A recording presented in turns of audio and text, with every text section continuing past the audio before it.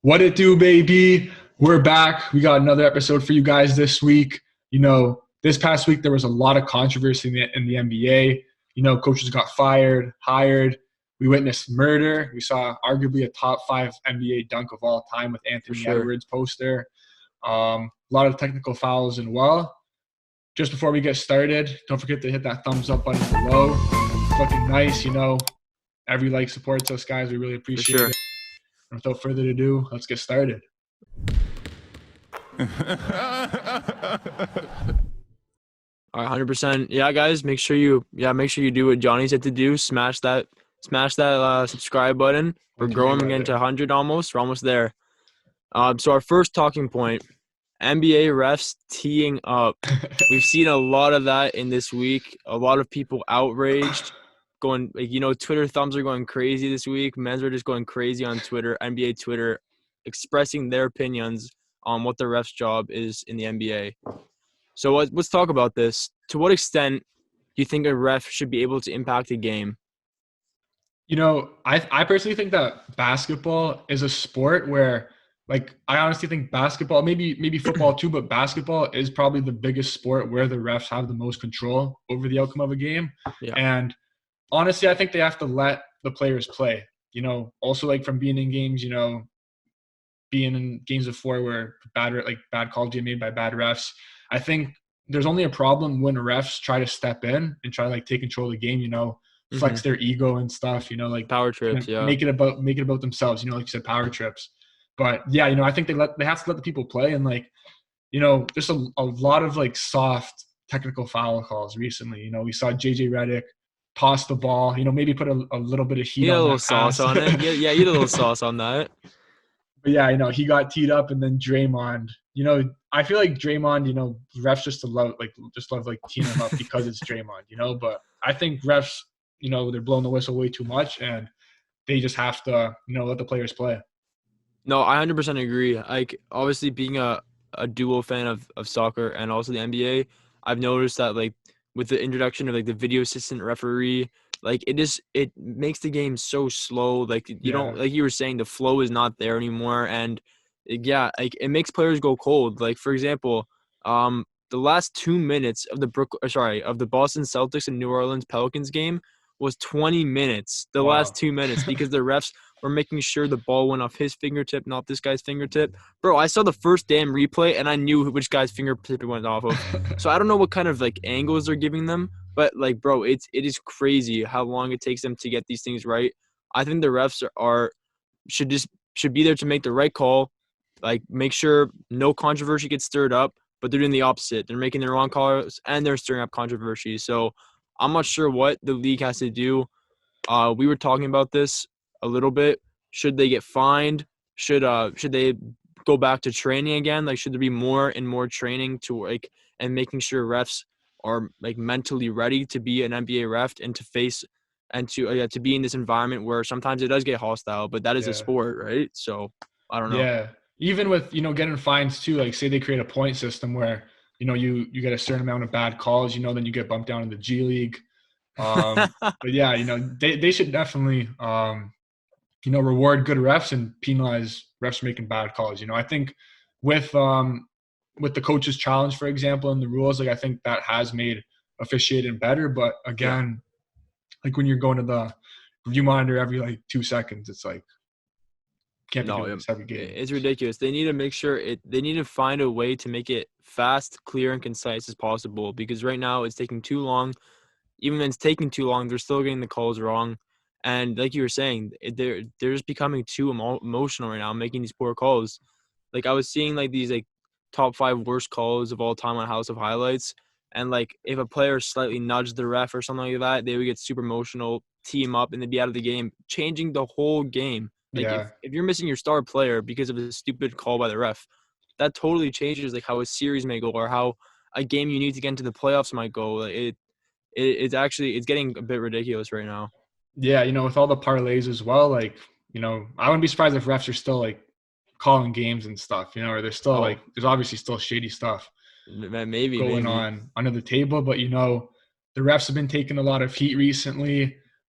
With heat comes fire, and there's been some forest fires in Minnesota That's a good segue. Yeah, the Timberwolves, recently, they announced that they were going to be firing Ryan Saunders after 3 years. That came 24 hours, or sorry, they hired former Raptors assistant Chris Finch 24 hours after firing Saunders. And yeah, Minnesota, they're currently sitting at 7-24, worst record in the league. Dav, what do you think about this move by them? I'm not sure. I feel like we were talking about having our group chat going off, talking about what's going on with Timberwolves right now. I'm gonna be honest. I think this is more. They have nowhere else to turn. Obviously, your stars are out, so Yeah. we're gonna fire the coach as a scapegoat and make Ryan Saunders the scapegoat. I don't really know this guy that much. I don't watch that many Timberwolves games, but I do know. And there's a stat that was crazy, which is that Cat and D'Lo have only played 5 games together in a Wow. total of over 60 games. They've been together on the same team. They've played Wow. 5 games together. I'm not sure how the front office doesn't see this and be like, okay, like there's not much we can do. We've had some terrible luck, but obviously, like there's not much. Like it's not the coach's fault. Like what he's supposed to do? He's playing with bums. Like there's nothing else Yeah. to it. So, like, I'm not sure if that was the right decision, but ultimately it did happen, and they ended up getting Chris Finch, who apparently is one of the main coaches that have been responsible for the Raptors getting so many young gems like OG Anunoby, like finding all these young gems that may not have been drafted or drafted super low. So that's definitely an L for the Raptors franchise, and they're going to be missing someone super important like him. Yeah, sure, we might be taking a bit of an L, but I think is a testament to how good of a coach Nick Nurse is. Oh He's my just a great God. bro. I think he's the best coach in the NBA right now. I'm gonna be straight I up and think he's say a that. lumberjack, to be honest with you. Bro, look, like every year he sends assistants to the head coaching jobs. Kendrick Perkins said it this morning actually, where if you're a coach in the NBA, an assistant GM looking for their assistant coach looking for a head coaching job, you should come to Toronto. Toronto's the place for you. But yeah, jumping back to Minnesota too, 100%. I think it was just like firing Saunders. They just have to point the finger at someone and blame him. Yeah. And also another interesting storyline in this report was that they had an amazing assistant coach, David Vanderpool, who wasn't hired.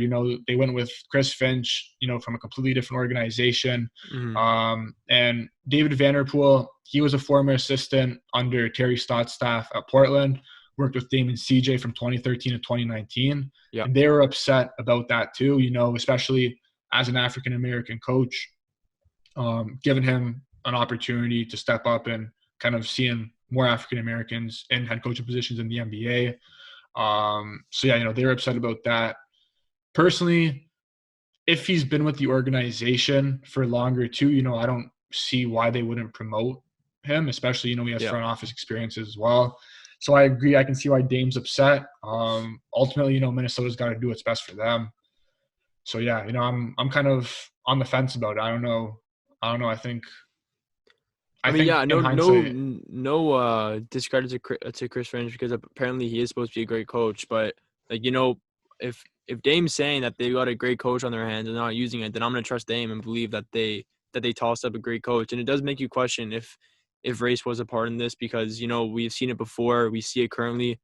There doesn't seem to be enough African American representation in the within the coaches in the NBA. So yeah. For me, I'm not totally sure, not educated enough on that topic, but I do know that there does seem to be a pattern going on. So I know that there's a lot of reports, like from The Jump, from First Take, all of them talking about this issue. So yeah, I just think that was interesting to point out. Yeah. Moving on to our third talking point, we got Joel Politics Embiid. And you might be wondering why we got Politics as a middle name. And that's because the one and only, the Brow, AD, he quoted saying, "The only thing stopping LeBron from winning the MVP is politics." Well, guess what? I guess Joel Embiid's middle name is damn Politics, because this guy has been a stud this year. Joel Embiid, hands down, front runner. AD, you're not even making All-Star, you bum, so I don't want to hear that from you. Like, I'm actually going to strongly disagree with you, bro, on this. really? With Embiid being the front runner, Oh Just my. I watched the Raptors and Sixers game the other day. The Raptors held them to Oh 5 of my. Here 13 we go. shooting. The Raptors don't even have a center. So you have Chris Boucher, Slim Duck, shout out Slim Duck for strapping him up. Got Pascal Siakam, Aaron Baines, bro. Like Okay. Aaron Baines was locking up Joel Embiid. So what? Nothing He to can't. Joel So what? He too. can't have one bad game then. You can have bad games, but if you want to be the MVP frontrunner, I don't think, especially with Toronto's biggest weakness, not having a big, you know, if he dominated Toronto, then I would be like, yeah, he's front runner. But after Oh, seeing so the just because it Raptors was tear him Toronto, up, just no, because just it's because we don't Toronto, have a then big. Like okay, okay. I think LeBron does deserve it this year, just because I don't know if LeBron deserves it, but I think LeBron, for example, Embiid's season this year is equivalent to LeBron's season, every season of LeBron, except his first year with the Lakers, the I past don't know 10 about years. that. Like LeBron's a top 3 MVP candidate LeBron every has single never been year. a 50, 40, 90 shooter, first of all. Let's get that right. And just to point out Embiid stats, this man is averaging 30 points per game, 11 rebounds a game, and 3.1 assists. 30, 11, and 3. And he's doing that on 50, 40, 85 splits. That's outrageous. And you're telling me that this is like a LeBron year? LeBron has never been this efficient. Embiid right now, as it stands, is the most efficient player in the history of the NBA. Yeah, highest Even PER. one upping Giannis last year. He has the best PER ever recorded in the NBA. That is 100% deserving of a front runner in the NBA. I think if Philadelphia can maintain that number 1 seed, I have no problem with them giving it to him. But I think a big reason why Philly is doing so well right now is the emergence of Tobias Harris.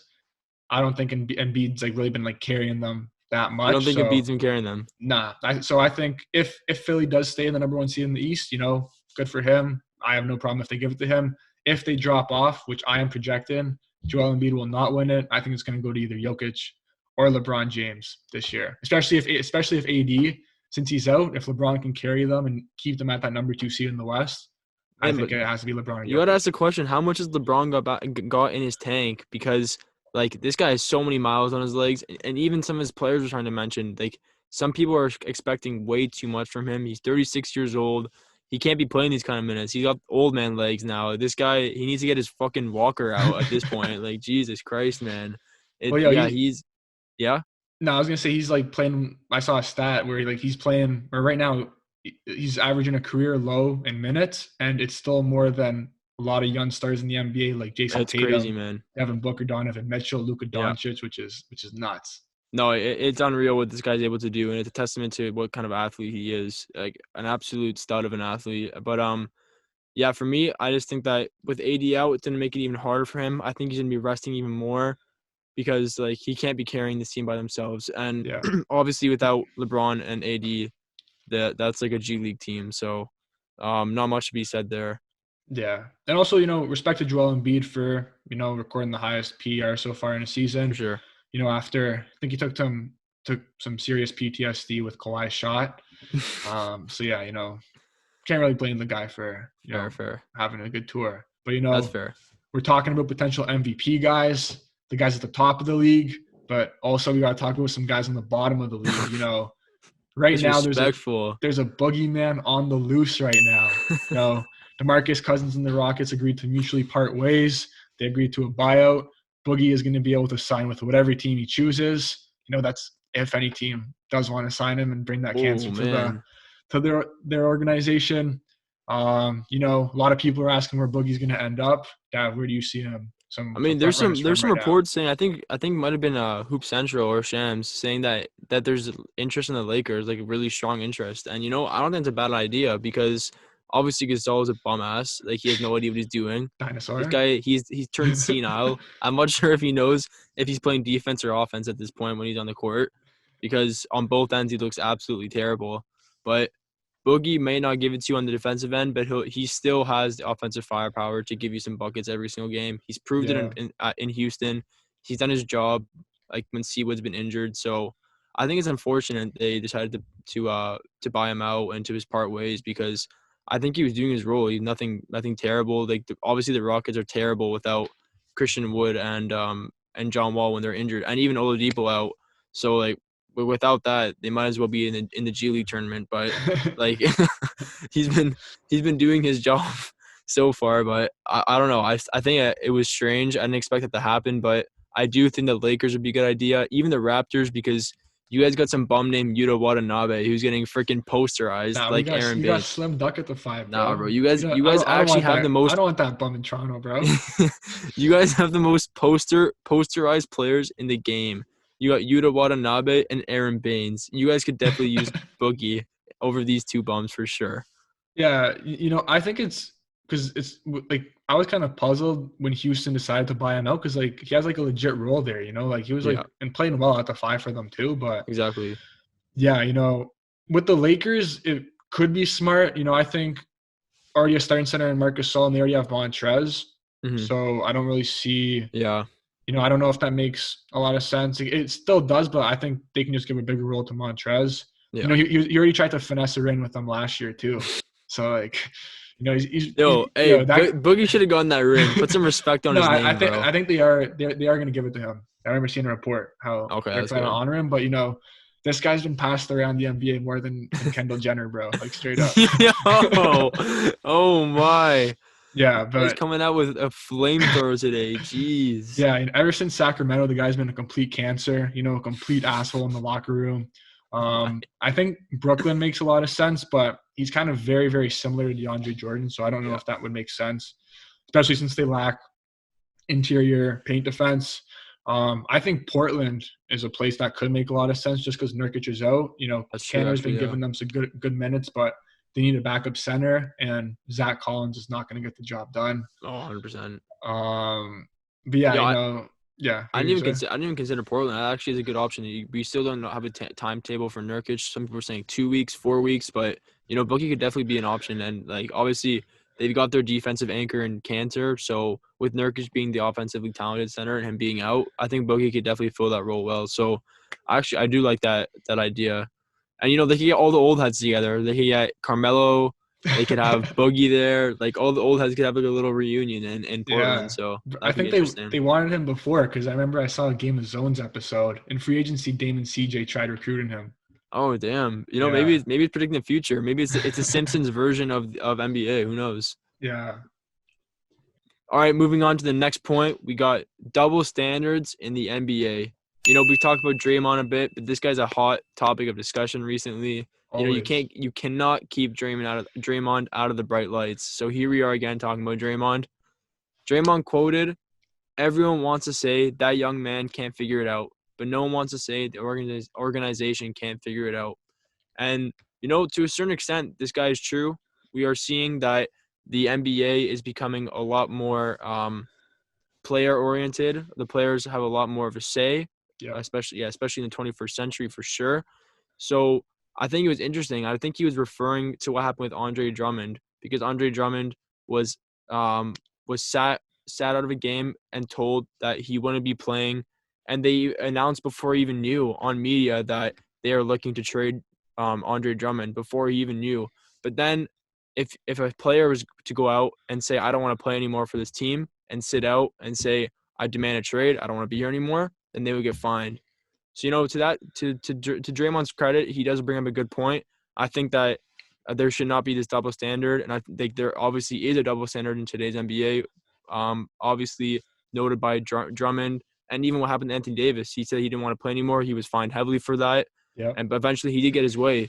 So I think that what's happening right now is the media are making the players out to seem like the bad guy. But I think the critical eye should be on the organizations. Like, look what James Harden had to do.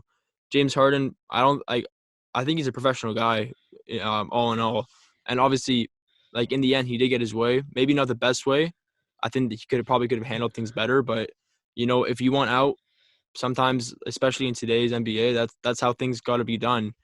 He like if the Rockets aren't looking to trade him, and the only way he can get out is by sitting out of games and dropping his value, and so be it. He got out of there. He's happy in Brooklyn.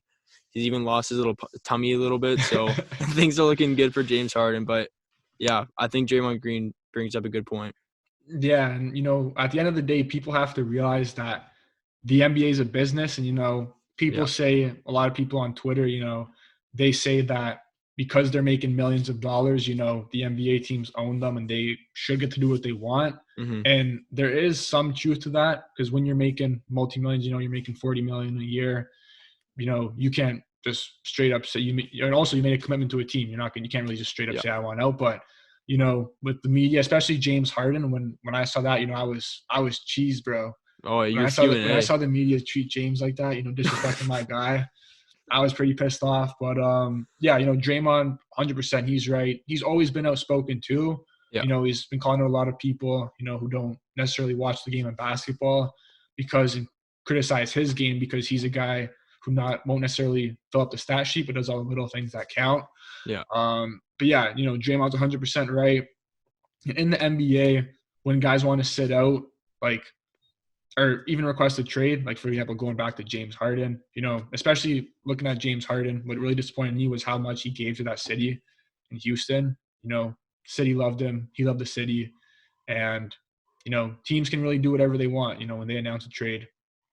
No, I Players are 100% expected to do agree, whatever man. they want, you know? Yeah, for sure. I think it's sad, like, to see, like, these players devote their lives and, like, all of, like, their time to the community and try to make it a better place, and for things to go so sour, because obviously when the media does that, people are quick to change their minds about their player that gave them so much, gave them joy, like a bunch of W's, even though he caught a big L in the conference finals. I'm pretty sure that devastated people, but it's crazy because I think people are trying to change their tune on James Harden, because recently came out that he was like what happened in Texas with this whole energy outage and all these pipes breaking and houses getting destroyed. Yeah. He was looking to donate like thousands of meals and water and all this kind of stuff to help them out, contacting the mayor, sorry.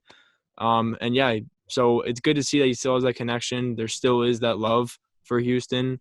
That's what you want to see with these NBA players. Like, that's the whole idea, connecting them to their communities, you know, spreading the wealth around, and yeah, making sure that they want to leave, they want to have a legacy outside of the NBA for sure. So it's important for that to happen, and it is unfortunate that this double standard does exist, and I think it's something that does need to be worked on and abolished through the players coming together.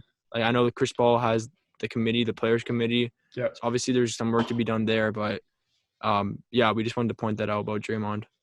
Yeah, 100%. And, you know, I think players too know that it's not that serious, because at the end of the day, they get to play the game they love. But, you know, people got to realize that they're more than basketball players. You know, they're humans too. Mm-hmm. Can't be embarrassed like that. You know, they deserve respect, you know, showing up to your job, because if you show up to your 9-to-5 job, say your boss tells you, hey, we're going to be firing you, you know, you're not going to be as motivated to perform. 100%. So you can't be expected to give that same work as if you have like a full-time position. No, 100%. That's a good point. Yeah, I think that a lot of people put them on this different standard because they make millions, and to some extent that is fair. Like, obviously you're making this kind of money, like, to a certain extent, like, sometimes you just got to close your mouth and just do your job. But sometimes, and Draymond's right, you do have to be outspoken, and I believe that this was the right moment. But yeah, I 100% agree with your take on the 9-to-5 job. I think that, like, where's the motivation going to be? If someone tells me I'm gonna be out of here in a couple of days, well, screw you. Why do I need to work for you anymore? So, unfortunate situation again, but it is what it is. NBA is a business, like you said, and that's just how things roll. Yeah, and, you know, even if you're talking to, like, say you're talking to a girl, you know, like, if a girl tells you, you know, I'll talk to you, but, you know, I kind of got another guy in mind, you know, you're not going to put in that same effort. So I'm not sure that's the same, but she can't expect you to put it in that same effort if she's going to, like, dump you in the end or whatever, you know? Yo, we might have to create a new segment. We might have to create a new segment called Dating Advice with Johnny. I don't know. Let us know what you guys think. That could be a good idea. I don't know. This guy's got ton of that advice, so let us know. Yeah. All right, guys, that wraps it up. Let us know in the comment section what you guys think about our takes. You know, what could we improve? What do you guys want to see? What you don't want to see? Give us some topics, because, you know, we're doing these almost every week. So let us know what topics you want to see us discuss for sure. Make sure you guys leave a like, subscribe to the channel. Road to 100. We're almost there. We're going to keep growing, guys. Almost. And, you know, shout out to all the OGs for sure for sticking around this long, commenting all the time. You know who you are, guys. We appreciate that for sure. 100%. All right, guys, that's it. Peace.